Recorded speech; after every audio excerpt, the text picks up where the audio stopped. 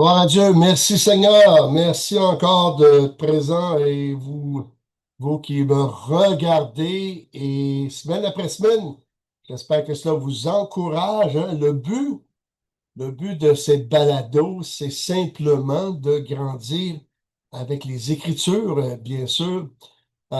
J'aime à dire et j'aime à faire du mieux que je peux. Et parfois, il y a des items que peut-être que vous croyez que j'aurais omis, que vous auriez absolument raison si vous m'écriviez, pasteur, t'as oublié de dire telle chose qui aurait été intéressante. Mais un vieux pasteur me dit une journée ceci: tu ne seras jamais capable de prêcher toute la parole de Dieu en une heure de toute façon. Donc, je me donne à mon mieux. En passant, je dis cela, c'est pas parce que j'ai été plainte, pas du tout, mais c'est juste pour nous partager que dans le fond, nous sommes dans un processus d'apprentissage jusqu'à temps que nous serons dans la révélation complète du Seigneur Jésus, c'est-à-dire dans la résurrection et dans sa présence pour l'éternité. L'apôtre Paul dira ceci dans une de ses épîtres: maintenant, nous connaissons comme au travers d'un miroir des choses du Seigneur, mais un jour, nous le verrons tel il est, nous le verrons face à face. Et c'est paraphrasé Bouchard, bien sûr, mais on comprend bien où je veux en venir. Nous allons aller en prière. Seigneur, puisses-tu bénir cette matinée pour chacun d'entre nous et pour ces deux derniers items, sermon sur la montagne, de faire un mille de plus et de donner à celui qui demande. Et je te demande de nous bénir par cette étude, ce balado au nom de Jésus. Amen. Euh, Hier soir, nous avons eu un bon temps et nous avons eu une belle discussion autour de ce thème qui n'est pas simple en soi, mais, mais sachons ceci. Si le Seigneur nous demande de le faire, c'est parce qu'on est capable de le faire et nul n'est tenu à l'impossible. Ça, c'est pas dans la Bible, mais c'est un proverbe que nous connaissons bien. Une autre chose qui est importante, c'est que nous devons faire les choses à hauteur d'homme. Moi, c'est l'expression que j'ai pris, que j'ai enseigné, qu'on a eu comme thème annuel il y a quelques années passées dans l'Église. Et ce que ça veut dire que on fait ce qu'on est capable de faire et l'impossible, c'est Dieu qui le fera. Mais nous devons porter notre croix, nous devons porter le fardeau de la vie chrétienne qui parfois nous demande à mourir à soi-même plus souvent qu'autrement, mais le reste, le Seigneur le fera. Et j'aime cette promesse, Seigneur, que si nous ne sommes pas capables de porter ce fardeau, il donnera le moyen d'en sortir et il s'en occupera lui-même. On voit ça lorsque Paul dira qu'à propos de ça, que lorsqu'on vit des épreuves, que dans ces épreuves, si on n'est pas capable de les supporter, ben, qu'il va donner la solution. Ça peut venir par un frère, par la parole ou par même quelqu'un d'étranger à la foi, tout comme Balaam, ça a été un âne qui l'a empêché de mourir. Alors, ceci dit, je ne sais pas, dans votre coin de pays, dans votre bout de terrain aujourd'hui, quelle est votre température, mais nous, c'est grisonnant. Nous avons des nuages, et pour ceux qui ne le savent pas, à Rimouski, ce matin, il y avait une tempête de neige. Et pour vous qui ne vivez pas dans des endroits où le printemps il peut avoir de la neige longtemps, ça peut peut-être vous sembler un petit peu bizarre, mais pour nos frères et sœurs de l'Abitibi, quelques-uns nous écoutent, ben vous savez très bien qu'il y a deux saisons en Abitibi, hein. Tu as l'hiver et tu as l'été, et l'été, c'est le mois de juillet, hein. Alors, et à partir de là, ben, on comprend bien que ici, on est privilégié dans le secteur du Québec où nous sommes, dans le sud du Québec. Mais cette année, là, c'est un printemps qui est froid. Mais on ne se plaindra pas. L'été va venir, il n'y a plus de neige sur nos terrains, et Dieu merci pour ceux qui n'aiment pas l'hiver. Mais vous n'êtes pas accrochés pour écouter ça. Mais c'est juste pour vous donner un petit peu des nouvelles. Qu'est-ce qu'il fait aujourd'hui, juste dans la discussion usuelle. C'est très québécois en passant pour nos frères et nos sœurs qui sont peut-être dans un autre pays ou de discuter de la température de la journée s'il fait beaucoup. Ça ne fait pas partie de votre culture. Mais dans notre culture québécoise, c'est une des premières discussions que nous avons après avoir dit bonjour, comment ça va? On se demande quelle température ça va être aujourd'hui. Alors, ceci dit, j'essaie de juste nous introduire tout et chacun, non pas nos valeurs, mais aux endroits que nous sommes. Maintenant, nous terminons. Troisième semaine à propos de tendre la joue, et toutes ces expressions qui nous viennent dans Matthieu chapitre 5. Et nous allons terminer ce matin, ce que nous avons entrepris, qu'on a fait hier soir en présentiel au travers du Zoom.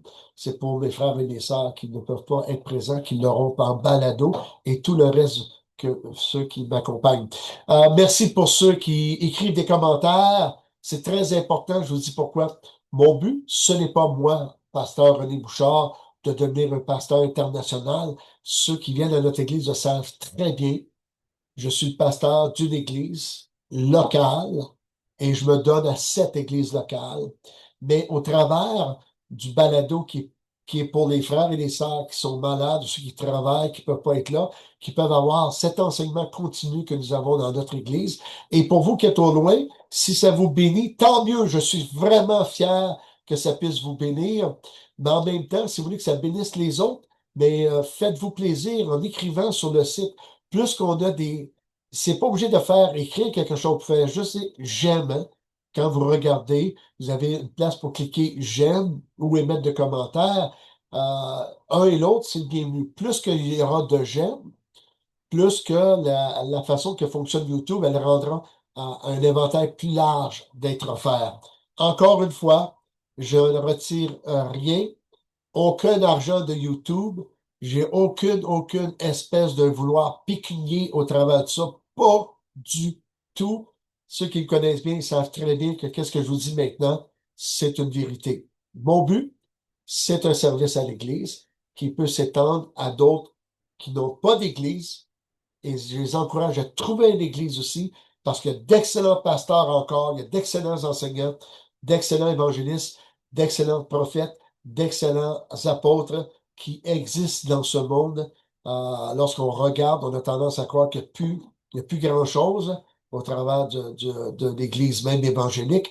Laissons vous dire que l'Église appartient à Christ et non pas à un homme, et il l'a encore. Comme il croyait qu'il était seul, Dieu lui a dit, il y a 7 000 hommes qui n'ont point fléchi les genoux devant Baal. Donc, ceci dit, je ne suis pas le seul. Nous sommes plusieurs à nous inspirer de la parole et de ne pas aller dans les messages populaires pour enseigner la parole. Alors, ceci dit, que Dieu me garde de ce que je dis. Ce n'est pas par orgueil, mais je veux nous encourager et je pourrais même vous donner des noms, mais je ne le ferai pas ici. Je connais plusieurs pasteurs au Québec qui sont dans cette lignée des pasteurs de la parole de Dieu et qui sont dans une pastorale très, très, très pratique auprès de leur Église. Alors, nous allons aller dans le texte pour terminer, parce que c'est encore très pratique en passant sans sur montagne. J'aimerais nous rappeler ceci encore, c'est que nous sommes dans un contexte historique. Je le répète encore, vous me direz, ah, je l'ai entendu plusieurs fois, mais si c'est la première fois que vous accrochez, c'est pour vous que je le fais aussi. C'est un contexte où, le sermon sur la montagne, Jésus s'adresse à la peuplade, hein, le petit monde, méprisé par les autorités, par les riches, par les Romains, par les Sadducéens, ce qui était le grand prêtre, qui ne croient pas à la résurrection des morts ni aux anges, mais qui imposent leur volonté spirituelle au peuple. Puis le Sanhédrin est aussi ce lieu, hein, ce lieu, le Sanhédrin, c'est le lieu non seulement religieux hein, par rapport au temple, mais social qui indique au peuple juif comment faire les choses en dehors des Romains ici. Nous avons les pharisiens qui ne sont pas de la prêtrise, qui eux croient mieux comprendre que tout le monde parce qu'ils mettent beaucoup d'efforts à pratiquer les 613 commandements de l'Ancien Testament pour dire qu'ils ont de la valeur plus que les autres parce qu'ils mettent beaucoup d'efforts. Tu as les zélotes qui essayent, eux, de dire au peuple, nous devons vaincre les Romains par la force s'il faut pour s'en débarrasser. T'as les gens riches qui avalissent le pauvre, l'indigent, et c'est tout ça qui est autour. Et t'as le peuple ici, le peuple, le petit peuple, qui est considéré par ces 4 factions d'autorité comme étant des gens méprisables dans leur état d'être. Et Jésus s'adresse à ces gens-là. Nous verrons une chose ce matin, il y a une chose et c'est très, très, très culturel, nous allons en parler, mais il y a dans tout ce que nous avons jusqu'à maintenant, ça s'adresse toujours aux protagonistes, c'est-à-dire les gens qui sont en rapport de force sur le peuple, sauf le dernier point, que là, Jésus parle au peuple. Il parle plus aux protagonistes, il va parler au peuple ici. Donc, nous, faire 1 000 de plus et à donner à celui qui demande. Dans Matthieu chapitre 5, verset 41-42, dira ceci: si quelqu'un te force à faire 1 000, fais-en 2 avec lui. Donne à celui qui te demande et ne te détourne pas de celui qui veut emprunter de toi. Le premier point, c'est que si quelqu'un te force à faire 1 000, tu en fais 2 avec lui. Ça, c'est culturel en passant. Et nous allons le voir comme premier point ce matin. Donc, c'est d'être forcé à faire quelque chose contre ton gré. Ben, tu vas le faire, tu vas donner 1 000 depuis. Bon. Et de donner à celui qui est dans le besoin fait partie de la loi de Moïse, que Jésus va rappeler cette partie de loi au travers de ce texte. De donner à celui, hein, de porter, si quelqu'un te force à faire 1 000, tu en fais 2, ça a un rapport à quelque chose qui se pratiquait dans l'Antiquité. Et ça vient des Perses. Et aujourd'hui, les Perses, ce sont les Iraniens. Hein. On comprend bien les Iraniens aujourd'hui avec tout ce qui se passe mondialement. Mais à l'époque, les Perses, avant de devenir des Iraniens, ben, ils avaient une façon de faire les choses que les Romains ont pris, institué au travers de leurs armées. Et Jésus s'adresse à quelque chose que les gens voient en Israël. Et là, c'est le protagoniste romain ici qu'on va parler. La limite d'1 000, hein? Pour éviter, et ça vient du commentaire biblique du disciple de MacDonald, qui est un commentaire très utilisé dans le monde évangélique, la limite d'1 000, pour éviter des révoltes ou un mécontentement excessif des populations locales, le commandant militaire romain imposait une limite de distance. Un soldat ne pouvait légalement forcer une personne à marcher plus d'1 000. La sanction, si un soldat obligeait un civil à dépasser cette distance, il s'exposait à des sanctions disciplinaires sévères de la part de ses supérieurs.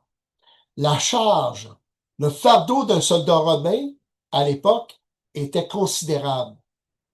Il pouvait peser entre 30 et 40 kilos, l'équipement, nourriture et outils compris.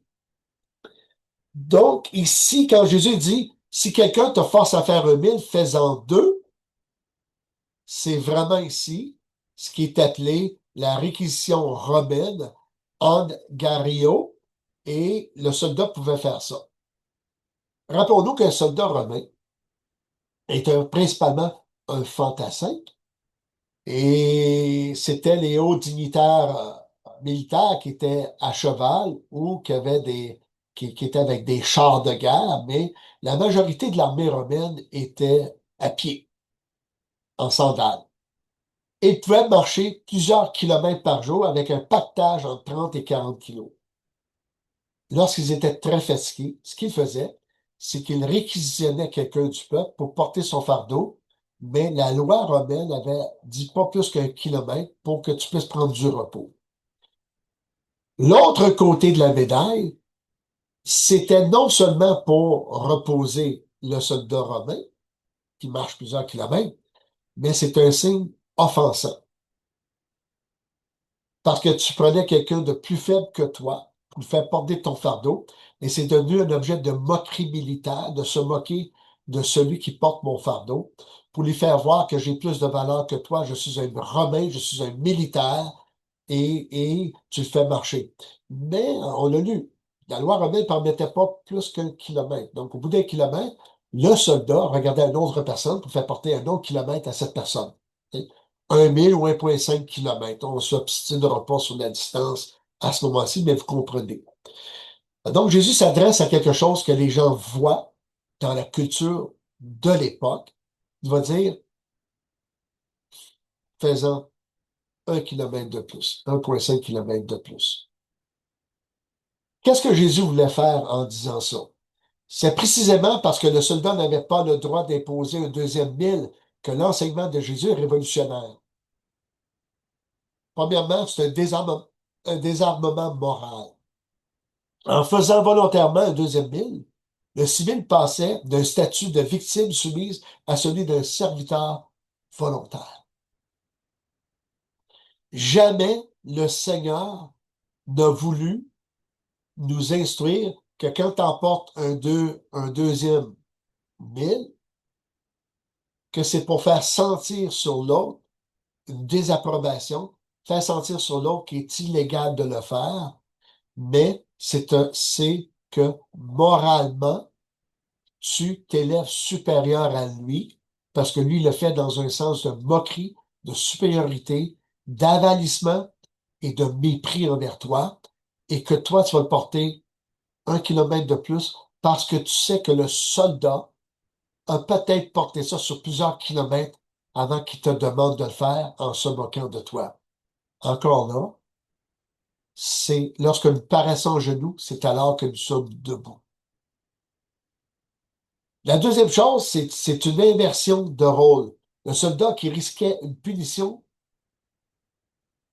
pour avoir permis ou forcé ce dépassement se retrouvait dans une position d'incertitude ou de malaise face à cette générosité inattendue.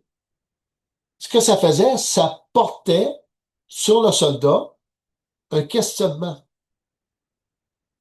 Questionnement, mais pourquoi qu'il veut faire 1 000 de plus? Ici, c'est une démonstration du caractère chrétien. Si Jésus a fait ça, et nous allons voir ce matin qu'en fin de compte, tout ce que nous avons vu depuis le début pourrait se lire dans le bon Samaritain. Ce qui nous amène ici à voir ce verset qui va nous conduire comment comprendre le deuxième mille. Et moi-même, autrefois, je prêchais, c'est que la personne qui t'ordonne et qui te fait 1 000 de plus, c'est lui qui a de l'air fou, là. Tu sais, le soldat qui a de l'air fou. Tu as du pouvoir sur lui parce que tu décides. Mais, pardon, si ton but, c'est de l'abaisser autant qu'il t'a abaissé, c'est contraire à l'enseignement que Jésus vient de dire. Parce que la parole de Dieu nous dit ici, dans Romains chapitre 12, verset 21, ne te laisse pas vaincre par le mal, mais surmonte le mal par le bien.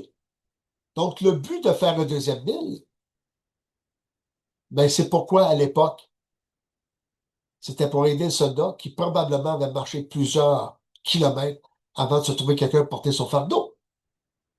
Si c'était pas le cas, ça change rien à la bonté d'âme que nous offrons lorsque nous sommes méprisés.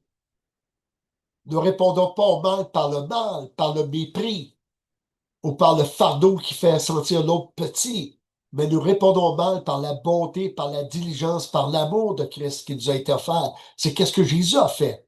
Philippiens chapitre 2, verset 3. Ne faites rien par esprit de parti ou par vaine gloire, mais que l'humilité vous fasse regarder les autres comme étant au-dessus de vous-même.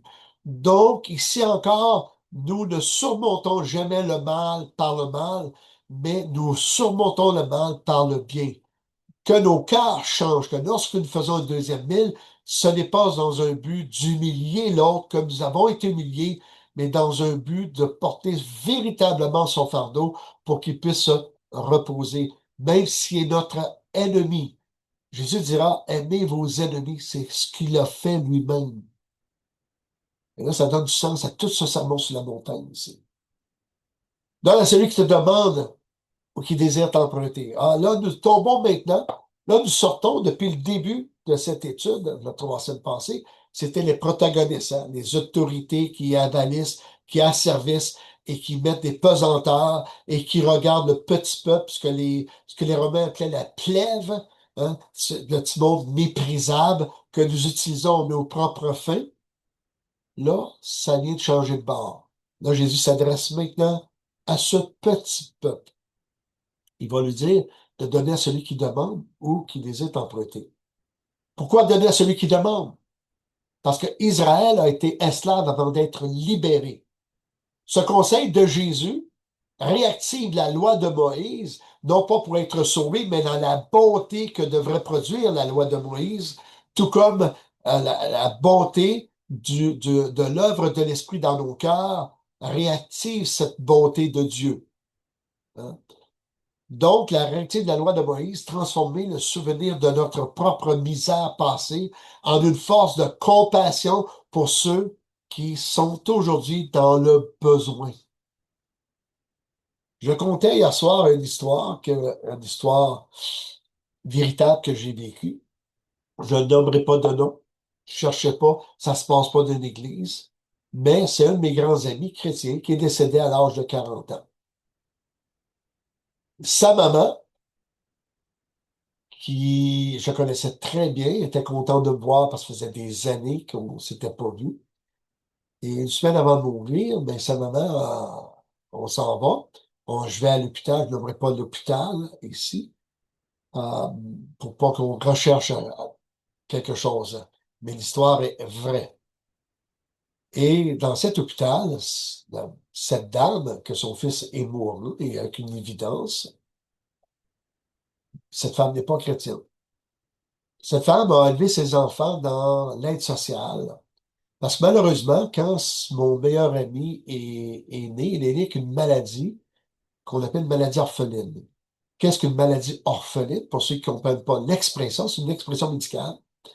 Il dit c'est une maladie que tellement peu de personnes qui en souffrent ou qui meurent de cette maladie que de faire des recherches en sciences, ça serait trop onéreux pour trouver à les aider. Donc, c'est au travers des autres recherches qu'on trouve certains médicaments pour les aider, mais il n'y a pas de recherche fondamentale qui est faite pour ce type de maladie. Donc, il est mourant maintenant. Donc, il aurait dû mourir à l'âge de 8-9 ans quand je l'ai connu, mais il a été transplanté des poumons, ce qui a permis de vivre 20 ans plus vieux. À 20 ans, transplanté des poumons, puis à 40 ans, il est décédé. Mais il y a une conversation qui se passe. Et cette dame, qui maintenant travaille et qui est aveugle de prendre sa retraite ou sa pension, dépendamment comment vous appelez ça dans votre région, ben, elle a changé ses électroménagers. Là, j'ai demandé est-ce que ces électroménagers étaient brisés. Elle dit non, non. Elle dit, il était un petit peu vieux, mais est-ce qu'il fonctionnait bien encore? Elle dit très bien. Elle dit, qu'est-ce que vous en avez fait? Elle dit, je l'ai mis aux poubelles. C'est une expression, on pourrait dire à la casse pour ceux qui comprennent plus l'expression. Aux poubelles, c'est très québécois. À la case, mais s'il fonctionnait bien, pourquoi vous n'avez pas appelé d'organisme qu'ils auraient pris pour donner aux personnes qui sont pauvres? Elle m'a répondu ceci, qu'ils fassent comme moi, qu'ils sortent du BS, du bien-être social, qui travaillent comme moi pour s'en payer. Elle dit, moi, j'ai rien à donner à des gens qui ne veulent pas travailler. Là, j'étais estomaqué parce que là, mon ami, il est sorti de il est sorti de cette souffrance de la pauvreté lorsqu'il a quitté la maison, il s'est marié, puis il a eu un bon travail. Et tout le long qu'il a vécu sur le toit de sa mère, c'était la pauvreté extrême. Parce que même le peu de travail qu'elle trouvait, parce qu'il n'y a pas beaucoup de travail, mais c'était pas rémunérateur. Puis cette dame-là ne se souvenait pas d'où elle était sortie. Et faire ceci, c'est de la méchanceté. C'est pas gratuit, ce que je t'appelle vous dire. Ça va suivre. Vous allez comprendre. Exode chapitre 15, verset 7 à 11. S'il y a chez toi quelques indigents d'entre tes frères, dans l'une de tes portes, au pays que l'Éternel ton Dieu te donne, tu n'endurciras point ton cœur, et tu ne fermeras point ta main devant ton frère indigent, mais tu lui rouvriras ta main et tu lui prêteras de quoi pourvoir à ses besoins. Garde-toi d'être assez méchant pour dire en ton cœur, la 7e année, l'année de relâche approche pour dire, ben, elle va être libérée bientôt, elle se trouvera un autre emploi. Mais qu'il ait un cœur méchant au point de fermer son cœur aux besoins de la personne indigente ici, en l'occurrence un juif dans le texte. Garde-toi d'avoir un œil sans pitié pour ton frère indigent et lui faire un refus. Et crierais à l'Éternel contre toi et tu te chargerais d'un péché.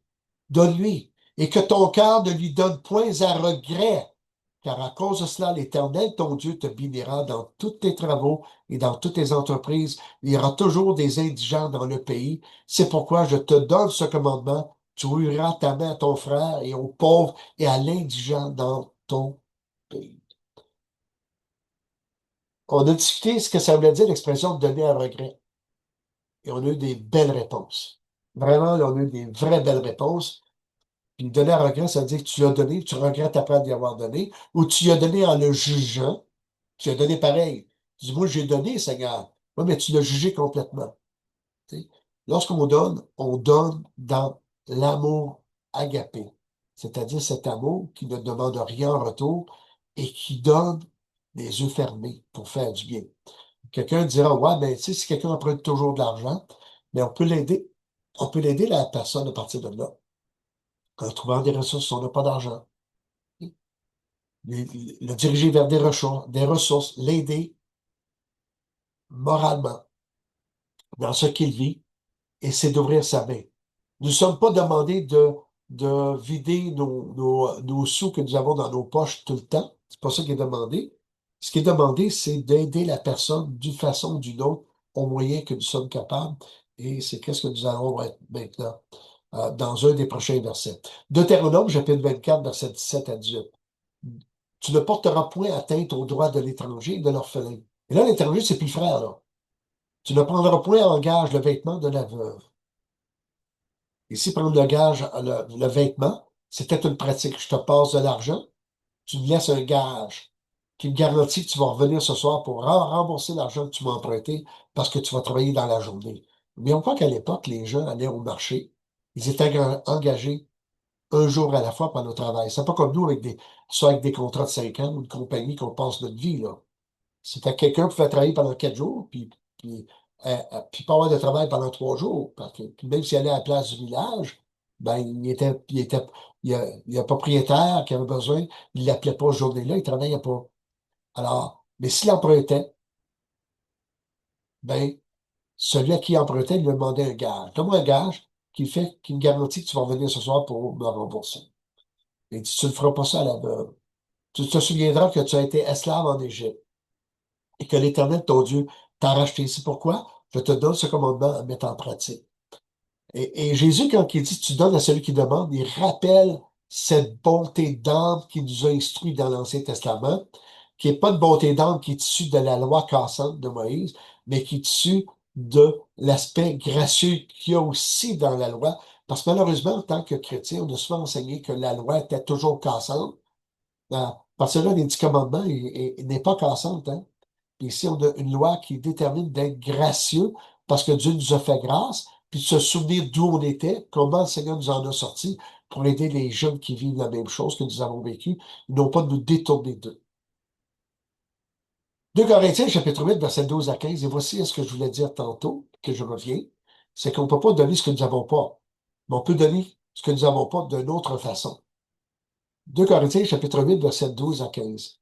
La bonne volonté, quand elle existe, est agréable en raison de ce qu'il peut avoir à sa disposition et non de ce qu'elle n'a pas. Car il s'agit non de vous exposer à la détresse pour soulager les autres, mais de suivre une règle d'égalité dans les circonstances présentes, votre superflu pourvoira à leurs besoins, afin que le superflu pourvoie pareillement au vôtre, en sorte qu'il y ait égalité. Et selon qu'il est écrit, celui qui avait ramassé beaucoup n'avait rien de trop, et celui qui avait ramassé peu n'en manquait pas. Et ça, c'est le souvenir de la manne dans le désert. Donc, ici, Paul, par le Saint-Esprit, évoque le fait que quand il y a des indigents qu'on doit supporter, c'est pas au détriment de notre famille, mais que le petit superflu va quand même les aider. Vous savez comment on est bâti les hommes? C'est que si on n'est pas capable de donner le besoin, on ne donne rien. Mais parfois, d'emmener la personne en offrant d'autres choses, ça permet à d'autres personnes de pouvoir aider. Et si nous faisons tous ensemble cette aide aux personnes qui sont nécessiteux dans nos églises, même que nous connaissons dans nos familles, si tout le monde se donnait la peine, il y aurait cette bonté de grâce que Jésus nous donne, que le Père nous donne, que le Saint-Esprit nous emploie à faire, qu'il y aurait beaucoup moins de malheur dans notre monde. 2 Corinthiens, chapitre 9, versets 6 à 11. Sachez-le bien, celui qui sème peu, moissonnera plus, celui qui sème abondamment, moissonnera abondamment. Que chacun donne comme il a résolu en son cœur, sans tristesse, ni contrainte, car Dieu aime celui qui donne avec joie. Et Dieu peut vous combler de toute espèce de grâce afin que possédant toujours en toutes choses de quoi satisfaire vos besoins, vous ayez encore en abondance pour toute bonne œuvre. Selon qu'il est écrit, il a fait des largesses, il a donné aux indigents, sa justice subsiste à jamais. Celui qui fournit de la semence au semeur et du pain pour sa nourriture vous fournira et vous multipliera la semence. Il augmentera le fruit de votre justice. Vous serez de la sorte enrichis à tous égards pour toute espèce de libéralité qui, par notre moyen, feront offrir à Dieu des actions de grâce. Donc, on voit ici dans Corinthiens la pensée. Le verset que je viens de vous lire, on l'emploie pour la dîme et l'offrande, mais c'est vrai pour n'importe quelle condition vers les indigents, frères et sœurs. Ce qui est important de comprendre ici, c'est que souvent, on n'a pas le montant complet, mais il y a d'autres façons de faire. Ici, à Victoriaville, on a un organisme qui s'appelle la Place Rita Saint-Pierre. Il y a un restaurant pour les indigents. Et là, quand tu entends le mot restaurant, tu dis, écoute, ça va coûter cher. La personne qui est indigente paye son repas 1 $. Par plusieurs organismes donnent de la nourriture. Tu as des bénévoles qui cuisinent et l'indigent donne 1 $. Moi, je peux aller manger et je suis invité à donner davantage. Tu sais. Et même pour les indigents, ben, tu peux acheter une carte une carte pour le mois. Tu vas avoir au moins 5 repas par semaine pendant le mois avec cette carte-là. Donc, ça te revient à 20 jours, 20 $. Pourquoi pas payer une carte de 20 $ à un indigent pour qu'il puisse aller à Rita Saint-Pierre pour manger un bon repas à tous les jours? Vous voyez? C'est que j'ai peut-être pas de quoi te payer une épicerie complète, mais le 20 $, je pourrais l'investir dans une carte pour lui offrir. Et là, je peux entendre des gens, ouais, ben, qui fassent comme moi, qui s'en sortent. Ça, c'est de la méchanceté. C'est qu'est-ce qu'on a dit tantôt. Il y a des gens, des itinérants qui sont dans la rue, qui, aujourd'hui, on est surpris les dernières études ont prouvé à Montréal, ici, qu'il y a plusieurs itinérants qui étaient autrefois des professionnels de la santé, des avocats, des enseignants, d'anciens profs d'université, qui ont vécu une dépression, qui ont tout perdu et qui sont à la rue aujourd'hui. Et qui sont encore d'une grande dépression, qui sont pas capables de s'en sortir. Ils ont tombé dans l'alcoolisme, ils ont tombé dans les drogues. On ne doit pas les juger.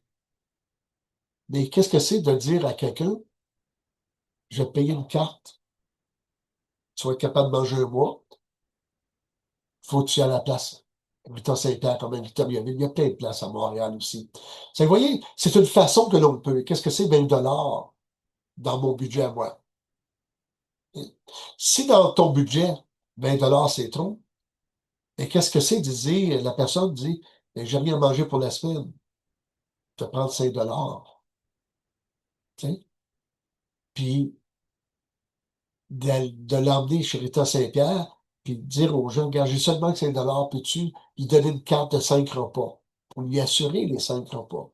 Ça fait toute la différence. Et la personne va bénir le Seigneur pour ce que tu fais dans sa vie. Ok? Alors, nous avons vu ici que depuis le début, tendre la joue. On a vu d'un marché à mille. On a vu de donner à celui qui demande. Et cela nous fait comprendre maintenant le bon samaritain. Et pourquoi j'arrive au bon samaritain? Qu'est-ce que fait le bon samaritain? Le bon samaritain, c'est cet homme qui est un samaritain qui est méprisé par tous les juifs parce qu'il n'est pas considéré comme un juif, il est considéré comme s'étant mixé par mariage aux nations, ce qui est vrai en passant. Et aussi, ils ont un Pentateuque samaritain, ils pratiquent la loi juive, mais pas comme la loi de Moïse, parce qu'ils ont, aux 10 commandements, ils ont donné un 11e commandement, que c'est sur le mont Garizim qu'ils doivent aller adorer Dieu et non pas à Jérusalem. C'est le 11e commandement dans le Pentateuque samaritain. Donc, il est méprisé par la nation. Il y a un homme qui se fait battre. Il y a un homme de loi qui passe, ben, il ne veut pas s'en occuper. Probablement qu'il se dit dans sa tête, ben, il a mérité ce qu'il a eu, je ne vais pas m'arrêter, moi, j'ai des obligations. Il y a quelqu'un de la prêtrise qui passe, mais dit non, moi, je ne veux pas me rendre impur, dans le fond. Et là, tu as le bon samaritain qui va ramasser, qui va le soigner sur place, qui va le mettre sur sa monture, lui, il va marcher à côté. parce que l'autre est incapable de marcher, il va à l'hôtellerie le plus proche, il le place dans le meilleur des chambres ou dans une chambre, c'est pas important, mais il le place, une place de sécurité où il est dans un lit chaud pour se reposer, reprendre des forces. Il repart le matin puis il dit à l'hôtelier, il dit, donne-lui ce qu'il a besoin et dans mon retour, je vais te payer la différence. Le bon samaritain, c'est Jésus qui fait tout ça pour nous. Et Jésus nous dit de marcher à sa manière, d'aimer à sa manière, de vivre à sa manière. Donc, tout ce que nous avons lu ici, nous présentons l'ajout non pas pour démontrer la méchanceté de l'autre, mais pour casser le cycle de la violence, pour que l'autre puisse être touché par notre choix. Nous marchons 1 mille de plus, non pas pour mettre le fardeau sur l'autre pour qu'il soit arrêté en tant que soldat romain, mais pour le délester d'un fardeau qui fait peser plusieurs kilomètres qu'il a marché. C'est dans un but de bonté pour toucher son âme et son cœur. Et nous donnons de la mesure que nous sommes capables de donner afin que la personne puisse être rencontrée ou bénie. Et ça rappelle le bon samaritain. J'espère que cela a touché vos âmes et vos cœurs. Et je vous remercie de m'avoir écouté. Et il y a relâche la semaine prochaine. On se retrouve dans 2 semaines. Que le Seigneur nous accompagne et vous bénisse, vous et moi, par sa grâce, au nom de Jésus. Amen. Soyez bénis. Je vous aime. Bye bye.